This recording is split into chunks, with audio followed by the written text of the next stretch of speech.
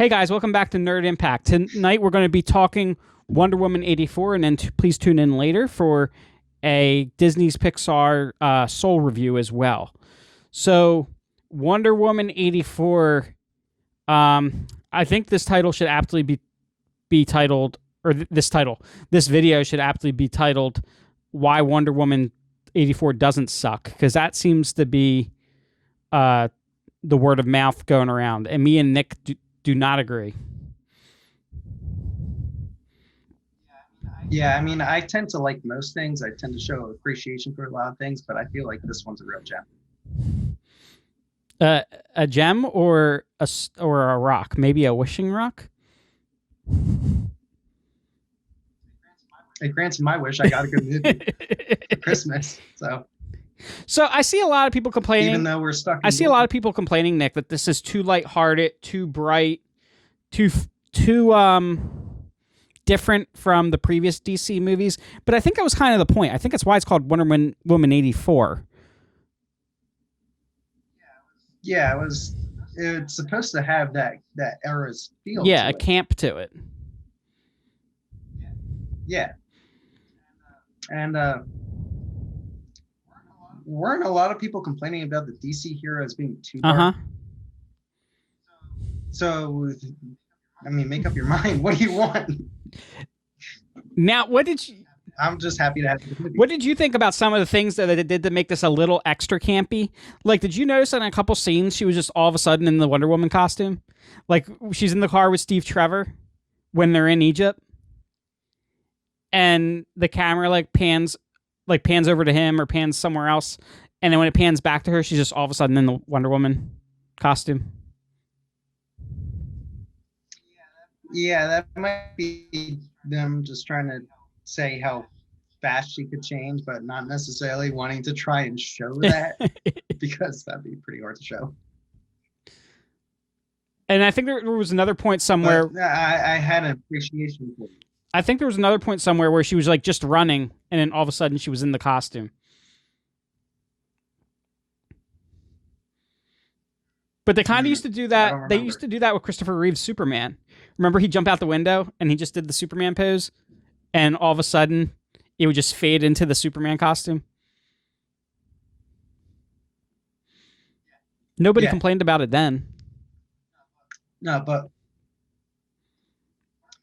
one of the things I saw was that Warner Brothers wasn't too keen on the way Patty Jenkins wanted to present the beginning of this movie with the double intro. How did you feel about that double intro, about looking back at Themyscira and then jumping into another intro with Wonder Woman saving the day in a mall? I liked it. Movies do that a lot. That doesn't bother me. They're showing kind of a part of her origin that we hadn't seen, and then they were jumping forward to modern day. I have no problem with that. Yeah, and showing how that kind of related. Yeah, I didn't either. Apparently, it was kind of a thing. What did you think about the way I thought it tied together. What did you think about the way the villains were depicted in this?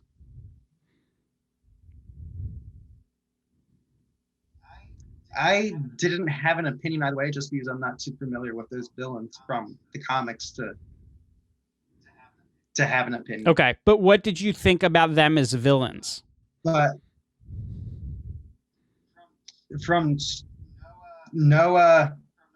nothing to base it on, just purely new characters to me. I really liked Cheetah. Mm-hmm. I was kind of hoping to see more of that character tied in. Maybe have her, maybe include her in the final fight, not just have it her. Yeah, that seems to be what a lot of people are saying. And then, some people consider Cheetah to be like Wonder Woman's Joker. Like, that's her big arch nemesis in a lot of runs. So it seems weird to almost make her like a side villain. And more importantly, and that would even be a big thing if I felt like it was easy for them to have her return later. but they had her powers taken away at the end. Yeah. Maybe she gets him back somehow, or maybe her story's just done. But I liked Maxwell Lord's arc, how they showed that like he wasn't just like this treacherous businessman. He's not just like another, Gene Hackman's Lex Luthor. He looks that way initially. Yeah. They just like this oil mongol, but then they show that that's really not the case. He's his business is going under, and he's really doing everything because he wants to give his son a better life than he had. Yeah, he wasn't just a plain bad guy. Right. And that's what I liked about the ending. That's the one part that I liked about the ending, was that they made him more than just a bad guy. He had his humanity in there somewhere. Mm-hmm. And they added that in. Now there was one pretty big Easter egg, Nick, that I don't know if you caught on to. Do you remember in the old? You were really big into the Justice League animated series, right? Yes. Do you remember Metamorpho? The Elemental Man? Yeah. His father-in-law in the series was Simon Stagg. And Simon Stagg was the head of Stagg Industries that owned Black Gold in this series. Or in this movie. He was the guy that was like kept putting down Maxwell Lord. And the Maxwell Lord took the company from.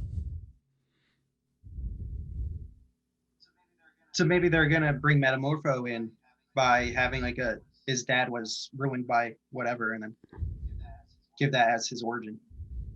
No, well, it's his father-in-law.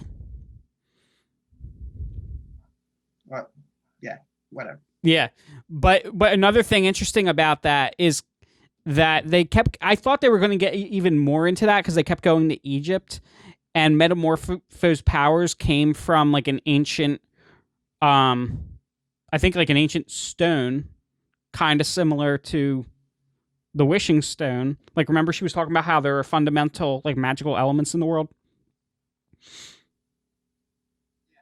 Yeah. Well, my thought was that another one of those, kind of like how you have the Infinity Stones in the in the Marvel Cinematic Universe, another one of those would be the one that changes. I think his name was Rex into Metamorpho. Rex Mason, I believe.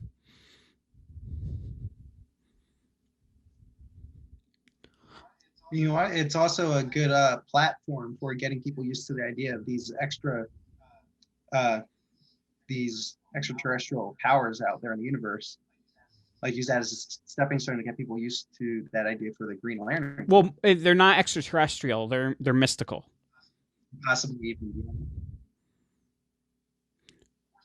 forces of the universe. But another one that I'm surprised with how part of this took place in Egypt. They didn't give us any kind of hint or Easter egg pertaining to Black Adam.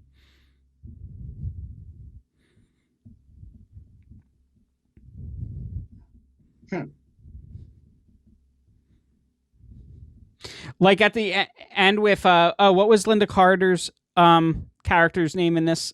Asteria, the original Golden Warrior. Yeah. What if at the end? Yes. What if at the end when she turns because that was in Egypt at the end, wasn't it? The after credit scene or the mid credit scene? I don't remember. I think it was when she turns around and she saves the girl. What if she was like, "Can you tell me where a man named Theo Adam lives?" Or something like that. Or can you direct me to Kondak?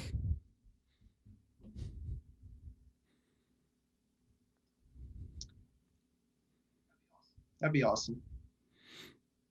Yeah, but anyway, um, long story short, Nick and I were both fond of this, even fond of the camp.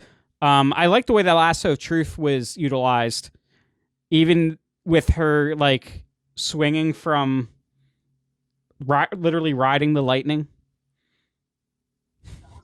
That was like one of the best scenes of the movie. And what did you think about how they worked in the invisible jet? They did that one pretty nicely too. Although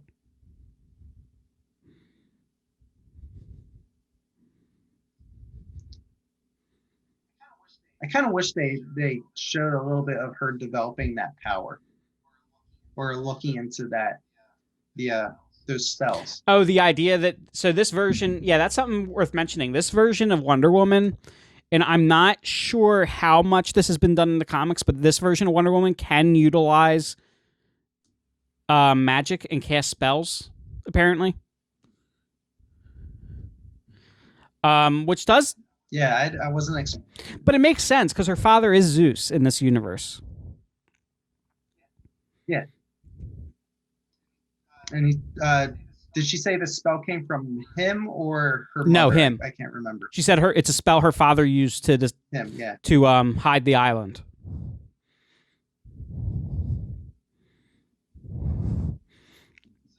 So I think they should definitely play on that more. Mm. But what else was there? Any other Easter eggs? They definitely lightened up the colors of her costume from some of the previous movies.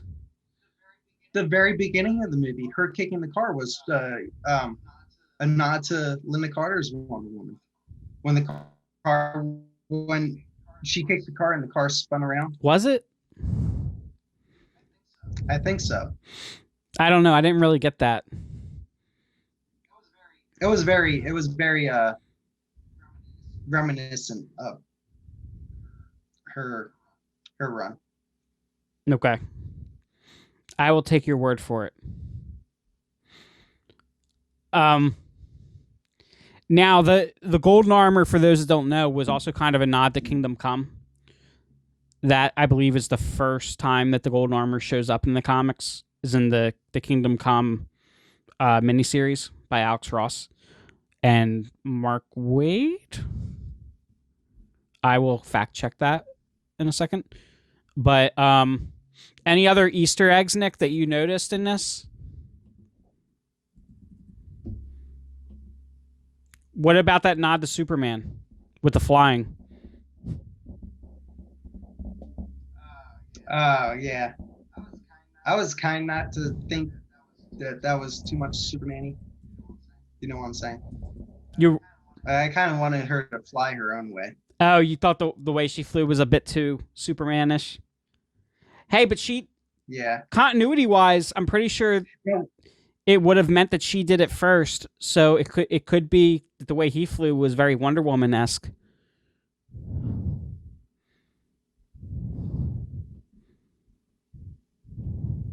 Yes, Mark Waid. We could split hairs over this. Um.